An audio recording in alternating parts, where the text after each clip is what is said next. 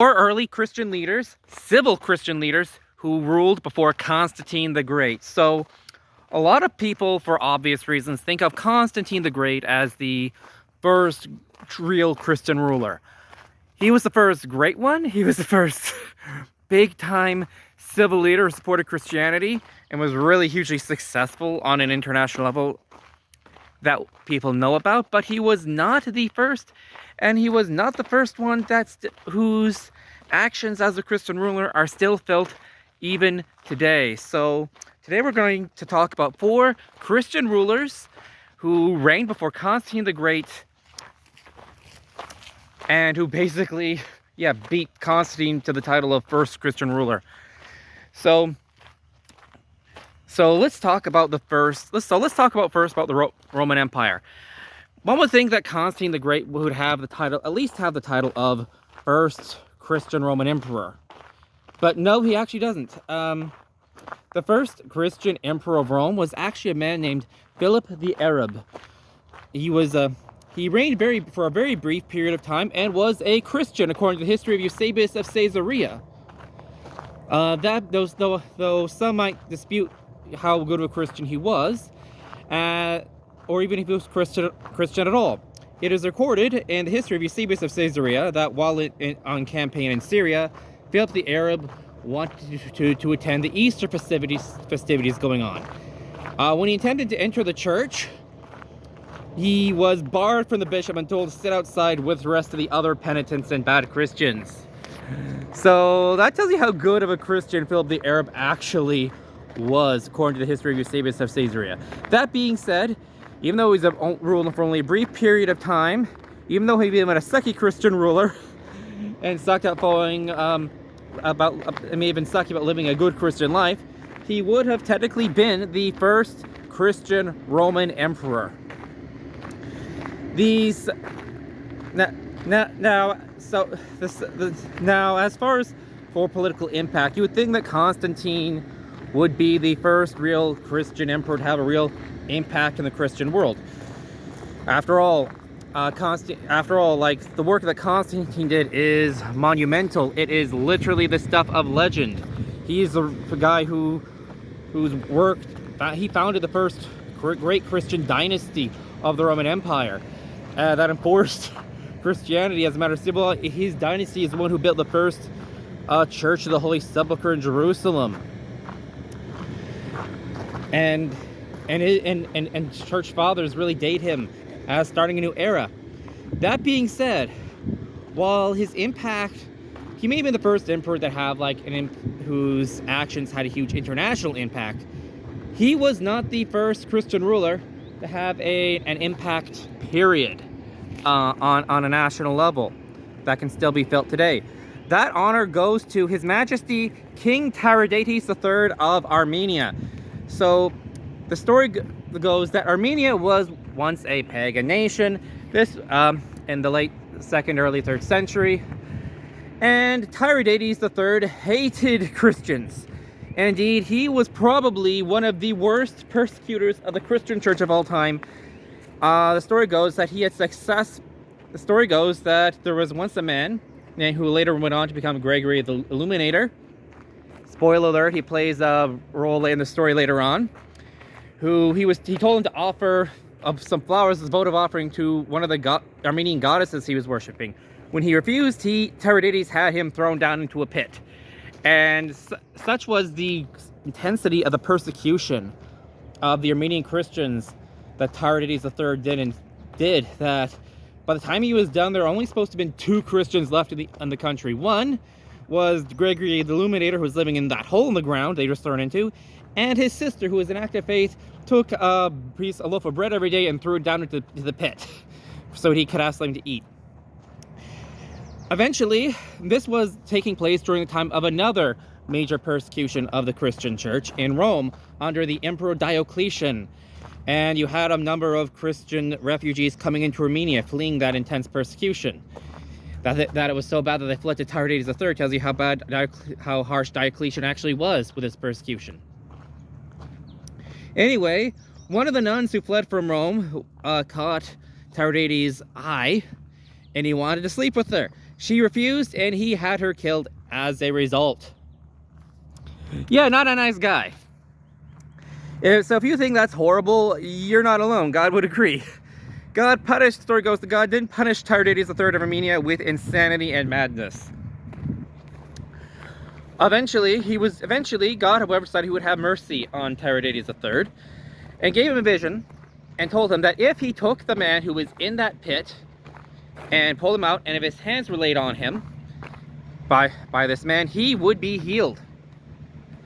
So they went to this pit. It had been, I think, like something like 20 years that poor Gregory the Illuminator was in that hole in the ground. So if you're a Churchill Catholic watching this, you think you got it tough and you're alone. Gregory really had it bad. He was pulled out of the pit. He was alive. That bread really helped. And he laid hands on Tiridates III of Armenia. And Tiridates III was so grateful that he converted to Christianity. And he decided he would let the Armenian people follow whatever religion they want from now on for about 1, 2, 3, 4, 5 seconds. Okay, that was long enough. He then ordered that the entire country of Armenia convert to Christianity with him. And when people refused and fought a civil war, he fought a civil war in Armenia just to insist that the Armenians all follow him into Christianity. And whatever you think of his actions in that regard, he was completely, entirely successful. The Armenians, Armenia was the first nation on earth to have Christianity declared the state religion.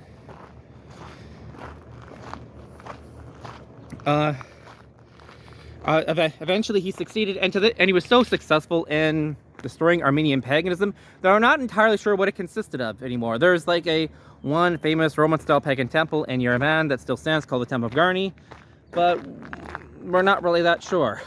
Armenia is now part of the Christianity is now part of the national Armenian identity, and the Armenian people have even suffered genocide at the hands of other ruling powers, notably at the Turks during the Armenian genocide, specifically for the fact that they were Christians.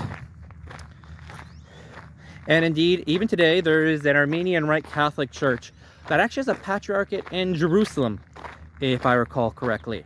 It's one of the stations. It's one of the stations of the cross, the 4th station, if I recall correctly.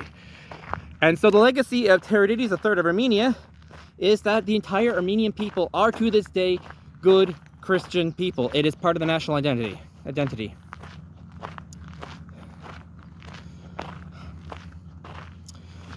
So that being said, while these two are probably some of the most, while we have an early Roman emperor, and who beat Constantine to the title of first Christian Roman emperor, and while Constantine may not be the first, Constantine may not have been even really the first great Christian ruler who had a lot of Christian influence as a Christian and promoted Christianity, he was not. The question remains: who was actually the first Christian ruler? Period. There's quite a bit of debate about this, and this one might get into the realm of some controversy. Now, some secular historians might dispute some of this, as comes from church history and church tradition. I, of course, take early church history very seriously, but there are actually two early Christian rulers who were near contemporaries of Jesus Christ himself and of the apostles. So let's start with going back to Armenia. So Tiridates III, while he was the first really successful Christian king of Armenia, the history of Armenia's church, notably in the work The History of Armenia, records that there was actually a king even prior to Tiridates III who ruled Armenia, who was a devout Christian and tried to enforce Christianity. His name was Agbar. He was a king of Armenia. He was quite sick, and he had heard about all the stuff that Jesus was doing and healing all the miracles he was working in Jerusalem. And so he sent Jesus a letter asking him, "Lord, please come and heal me." Jesus sent a letter back to the king of Armenia saying, "I cannot come. I have to stay here. The redemption world is about to take place. But when I have risen from the dead, I will send one of my disciples to come and heal you." Jesus, of course, as you know, died and rose again from the dead. and one of his disciples came to heal Agbar. He was healed, and Agbar took down all the pagan idols, though he did not do forced conversions like Tiridates did. He tried to promote Christianity. Unfortunately, shortly after Agbar's death, the story goes that his successor was pretty lukewarm, and the whole nation fell back into idolatry again until the reign of Tiridates III. That being said, there is one other king who has a claim to possibly being the first Christian ruler. That would be King Gondoporus over in India. Now, what's interesting is I recall we do actually have some evidence, archaeological evidence, for Christian society over in India, as the oldest continuing church building in the world is over in India, built by the Apostle Thomas in the year 52 AD, still standing, original structure. That being said, this story is about Gondoporus, not that lovely ancient church, which hopefully I'll get to see someday, and hopefully we'll might even be able to make a YouTube video about it. But yeah, King Gondoporus, his story is recorded in the Acts of St. Thomas. Story goes, the Apostle Thomas was told to go to India, didn't want to go. Then one day a slave trader came to him and asked him, "Are you the slave of Jesus Christ?" He was servant. He said, "Yes." He said, "All right then, this Jesus guy sold you to me, you are to come with me to India." So Thomas was then taken to India, where he was bought by King Gondoporus, and was told to build a great palace for the king, because since Thomas was apparently an architect. He said, "Okay." He said, so the king went away and sent him a bunch of money. Thomas, instead of building the palace, gave it all away to the poor as alms deeds. So when the king came back, he asked, "Where is this palace that you were building?" Told me you were building. Thomas told King Gondoporus, "Your palace is in heaven." After which King Gondoporus had Thomas imprisoned. That being said, shortly afterwards, the brother of the king had briefly died, but then, before they could bury him or cremate him, as I suppose it is in India, he came back to life. The king's brother then told King Gondoporus, "My brother, sell me your palace which is in heaven. I have seen it. It is unlike anything I've ever seen before." Unlike anything I've ever seen before. King Gondoporus was so impressed and amazed that he and his brother were both baptized, confirmed, communicated, and even ordained. If I recall correctly, Gondoporus was made a priest and his brother a deacon.